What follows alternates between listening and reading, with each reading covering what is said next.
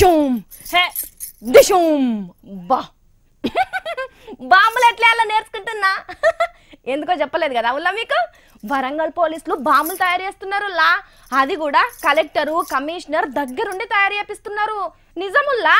రాండ్రు మీరు కూడా నాతోని నేను దోల్కపోతా ఒక 4 రోజులు అందుకొని ఇసురుదురు మీరు కూడా వస్తారా ఓ ఓ ఓ చూస్తున్నారా పోలీసు వాళ్ళంతా ఒక్క చెట్టు కింద కూర్చొని లడ్డు కావాలా నాయన అనుకుంటా లడ్డాసోంటి బుడ్డి బాంబులు ఎట్లా ముద్దలు కడుతున్నారో ఇగో కలెక్టర్ అమ్రపాలి మేడం చూడు రే గింత కూడా భయం లేకుండా వాటిని చేతిలో పట్టుకొని చూస్తున్నది అమ్మో మేడంకు ధైర్యం ఎక్కువనే అనుకుంటున్నారా seed bomb is a very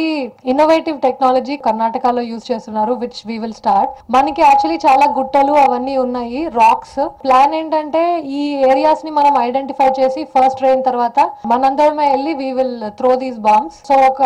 3 months 4 months తర్వాత they will start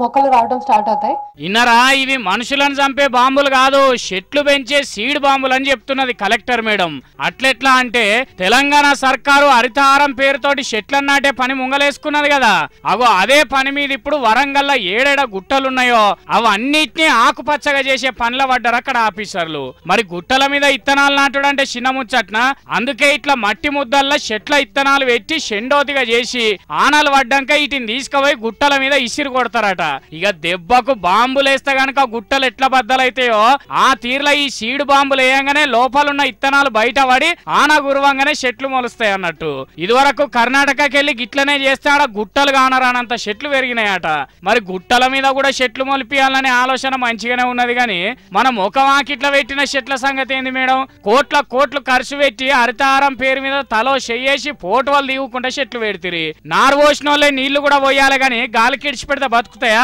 జర్రంత ఆలోచన చేయండ్రు మేడం లేకపోతే పైసలు దులుపుకునేందుకు పెట్టే పథకాల తీరే ఇవన్నీ అనుకుంటారు పబ్లిక్